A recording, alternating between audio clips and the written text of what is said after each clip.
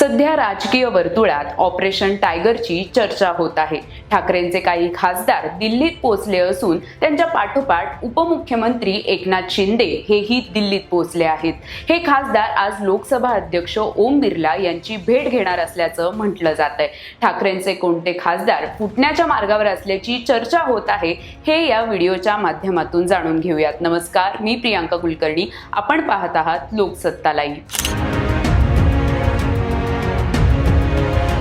धाराशिवचे खासदार ओमराजे निंबाळकर, परभणीचे खासदार संजय जाधव, यवतमाळ वाशिमचे खासदार संजय देशमुख, शिर्डीचे खासदार भाऊसाहेब वागचौरे, हिंगोलीचे खासदार नागेश पाटील अष्टीकर आणि ईशान्य मुंबईचे खासदार संजय दिना पाटील हे सर्व ठाकरेंचे खासदार फुटण्याच्या मार्गावर असल्याचं म्हटलं जात आहे। यातील काही खासदार हे दिल्लीत दाखल झाल्याचंही बोललं जात आहे। इंडियन एक्सप्रेसने सूत्रांच्या हवाल्याने दिलेल्या वृत्तानुसार ठाकरेंचे काही खासदार आज लोकसभा अध्यक्ष ओम बिर्ला यांची भेट घेण्याची शक्यता आहे।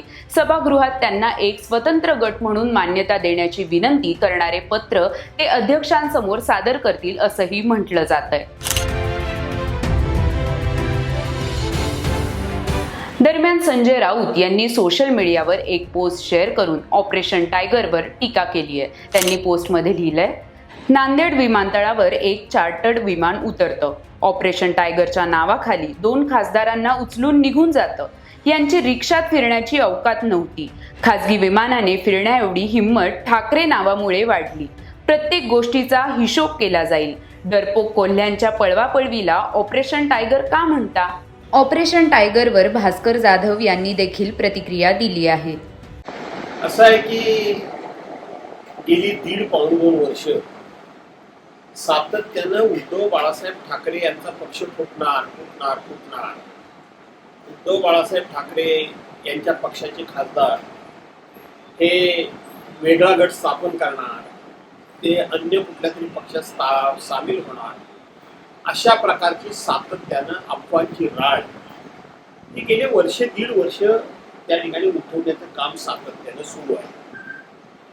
अर्थात हे काम सुरू आहे तर त्याच्यामध्ये किती खरं किती खोटं हा जरी भाग असला तरी सुद्धा ज्यांच्या नावानं त्या पक्षफुटीची संदर्भातली चर्चा होते त्यांनी थोडी जनाची नाही मनाची बाळगली पाहिजे, असं माझं स्पष्ट मत आहे। याचं कारण असं आहे की शेवटी आज तुमची केंद्रामध्ये सत्ता आहे, देशामधल्या जवळजवळ 22 राज्यांमध्ये सत्ता आहे। एवढे तुम्ही सत्ताधीश असताना शेवटी समाजामध्ये क्रेडिबिलिटी काही नावाची एक गोष्ट असते, ती तुमची कितपत या ठिकाणी शिल्लक राहते या विषयामध्ये। आज हा पक्ष फोडणार, उद्या तो पक्ष फोडणार, परवा तो पक्ष फोडणार। शेवटी पक्ष फोडून तुमच्या पक्षाची सूज जरी वाढत असली तरी समाजामधली तुमची असलेली प्रतिष्ठा आणि समाजामध्ये तुमच्याबद्दल असलेला आदर, हा आदर दिवसागणिक रसातळाला जातोय। आणि ही लोकशाही आहे, या लोकशाहीमध्ये कधी काय घडेल हे सांगता येणं कठीण आहे। आणि म्हणून ज्यांच्याबद्दल हा संशय निर्माण केला जातोय, म्हणजे ज्या पक्षांबद्दल, त्यांनी थोडी जनाची नाही मनाची बाळगावी, असे माझं स्पष्ट मत आहे। अशातच ठाकरेंचे खासदार फुटणार का याकडे अनेकांचे लक्ष लागले आहे।